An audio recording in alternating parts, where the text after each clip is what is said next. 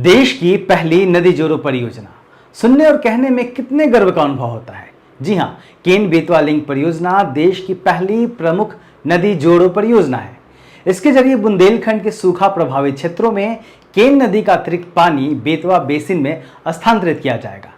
परियोजना का उद्देश्य 10 लाख हेक्टेयर से ज्यादा भूमि की सिंचाई करना, 62 लाख लोगों को पीने का पानी उपलब्ध कराना और 130 मेगावाट बिजली का उत्पादन करना है। इस परियोजना की कुल अनुमानित लागत 44,605 करोड़ रुपए है।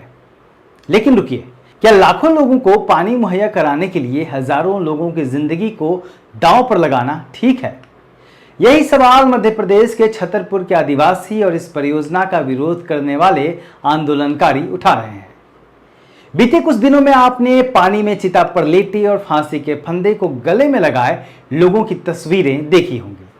ये उन आदिवासियों की तस्वीरें हैं जिनकी जिंदगी इस परियोजना की भेंट चढ़ रही है। परियोजना के कारण 21 गांवों के लगभग 7,000 परिवार और 50,000 से अधिक लोग बेघर और विस्थापित होने की कगार पर हैं। आधिकारिक आंकड़ों के अनुसार दौधन बांध के निर्माण से छतरपुर जिले के 5,288 परिवार और पन्ना जिले के 1,400 परिवार विस्थापित होंगे। नए तीवर के साथ आ रही है आपकी पसंदीदा मासिक पत्रिका दलित दस्तक। नीचे दिए गए नंबर पर आज ही संपर्क करिए या व्हाट्सएप करिए।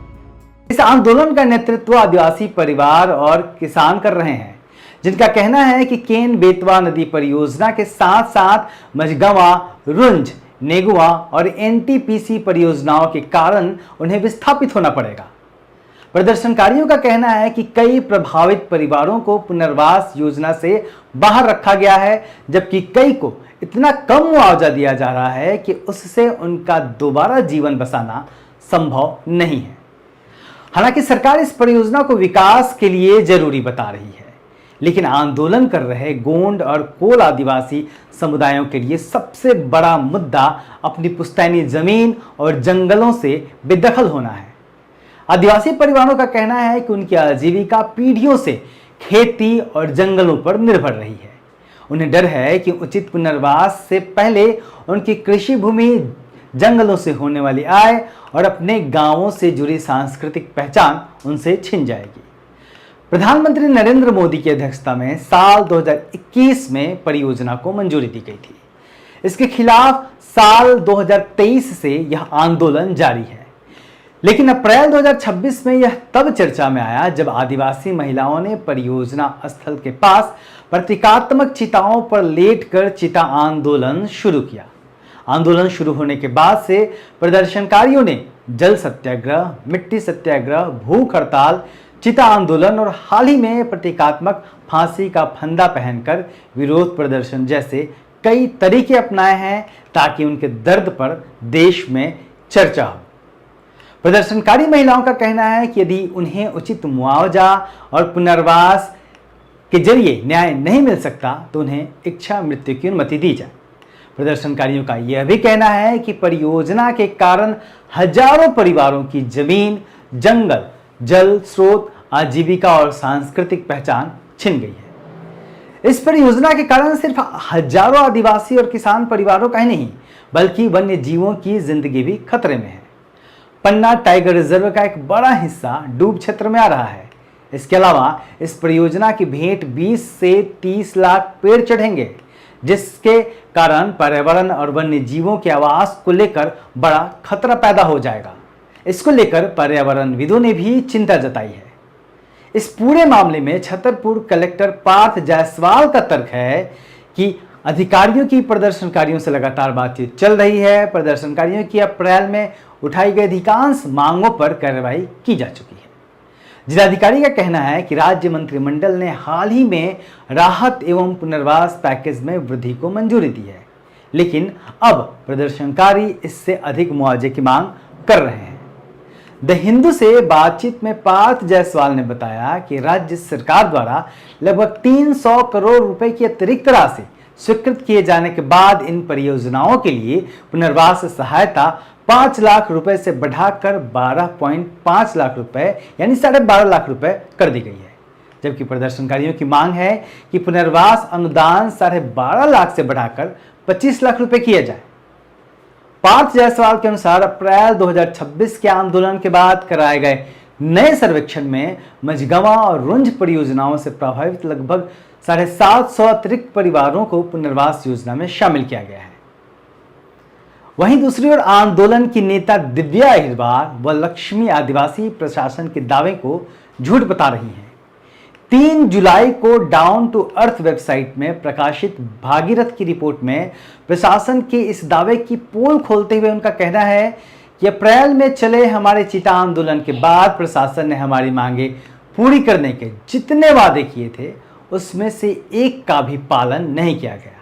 उल्टा लोगों में भय का वातावरण खड़ा करने के लिए फर्जी केस, गैरकानूनी बेदखली, लाइट काटना, स्कूल तोड़ना जैसे गैरकानूनी और अमानवीय कृत्य किए जा रहे हैं। लोग प्रशासन के अन्याय और भ्रष्टाचार के खिलाफ आवाज न उठाएं, इसके लिए पुलिस प्रशासन लोगों पर हर तरह के अत्याचार कर रहा है।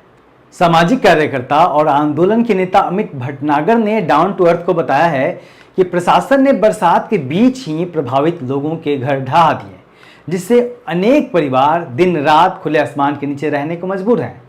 उनका आरोप है कि लोगों को इतना समय भी नहीं दिया गया कि वे कहीं और अपने लिए नया घर बना सके। इंडिया वाटर पोर्टल के मुताबिक कदवारा गांव के 27 साल के मनोज अहिरवार का कहना है कि हमारी 2.5 एकड़ जमीन है। इस जमीन का मुआवजा 5 लाख रुपए एकड़ के हिसाब से मिला है, जबकि हमें सरकार जो प्लॉट दे रही है उसका 5,50,000 रुपए काट रही है, यानी हमें 50,000 रुपए देना होगा। क्या यह हमारे साथ न्याय हुआ? मनोज अहिरवार का यह सवाल तो जायज है। इसी रिपोर्ट में इसी गांव की 25 साल की पार्वती अहिरवार बताती हैं कि उनके 2 मंजिला मकान, बाथरूम और किचन का मुआवजा 80,000 रुपए दिया गया है। नया घर बनाए तो कैसे बनाए? राजेंद्र अहिरवार का कहना है कि हमारे परिवार में 10 सदस्यों की जीविका 5 एकड़ भूमि पर होने वाली खेती से चलती है, लेकिन 5 एकड़ भूमि का 5 लाख के हिसाब से 25 लाख रुपए मुआवजा आया है। खेती के अलावा हमारे पास कोई स्किल और रोजगार नहीं है। जब हम जमीन खरीदने जा रहे हैं तब 10 लाख रुपए प्रति एकड़ मिल रही है। ऐसे में हम जमीन कैसे खरीदें? जिनको मुआवजा मिला भी है उनको इस रकम से नया घर बनवाना भी भारी हो गया है। निस्सरिया को 4 कमरों का 80,000 रुपए मुआवजा मिला। प्रसादी को 2 कमरों का जो 2 मंजिला घर है, 2 मंजिला घर का 60,000 रुपए और कविता अहिरवार को घर के मुआवजे के नाम पर सिर्फ 34,000 रुपए का नोटिस मिला। इनका सवाल है कि इन पैसों से नया घर बनाकर नई जिंदगी कैसे शुरू करें? इंडिया वाटर पोर्टल की रिपोर्ट में सतीश भारतीय ने नौगुआ गांव के आदिवासी समाज के लोगों से भी बात की। गांव के प्रभावित आदिवासी युवा सुरेंद्र सौर तो प्रशासन पर गंभीर आरोप लगा रहे हैं। उनका कहना है कि हम जब जब मुआवजे के लिए जाते हैं तब तब पैसे की डिमांड रख दी जाती है। उनका आरोप है कि अधिकारी 30-30 हजार रुपए लेकर मुआवजे की फाइल आगे बढ़ा रहे हैं। इसी गांव के प्रकाश सौर, मिट्ठू सौर, मल्ला सौर का कहना है कि उन्हें कोई मुआवजा नहीं मिला है और जब मुआवजा नहीं मिला तो हम अपना घर कैसे छोड़ दें? जब हमारा घर ही नहीं रहेगा तो हमारे पास बचेगा क्या? उन्होंने सरकार से दरख्वास्त की है कि सरकार एक सम्मानजनक मुआवजा प्रदान करे ताकि वे अपने परिवार के लिए कम से कम अच्छा घर तो बनवा सकें जिसमें वो रह सकें। साफ है कि परियोजना के निर्माण कार्य में प्रगति के बावजूद विस्थापन और पुनर्वास से जुड़े सवाल अभी भी अनसुलझे हैं। प्रदर्शनकारियों का कहना है कि विकास और जल सुरक्षा जरूरी है, लेकिन इसकी कीमत उन समुदायों को अपने घर, खेत और जंगलों से हाथ धोकर नहीं चुकानी चाहिए जिनका जीवन इन संसाधनों पर निर्भर है। साफ है कि जिस दौर में नेता अपने सरकारी आवास खाली करने को जल्दी राजी नहीं होते, सत्ता से चिपके रहने को नेता तमाम हथकंडे अपनाते हैं, उसी भारत देश में सदियों से पुरखों की जमीन पर बसे और जीवन जीने वाले आदिवासी समाज से यह उम्मीद की जा रही है कि वह इन जमीनों को विकास के नाम पर खाली कर दे, और वह भी बिना पक्का इंतजाम के। क्या यह आदिवासी परिवारों के साथ अन्याय नहीं है? इस बारे में पूरे देश को सोचना होगा और इस सवाल को उठाना होगा। मैं हूं अशोक दास, आप देख रहे थे दलित दस्तक। जय हिंद।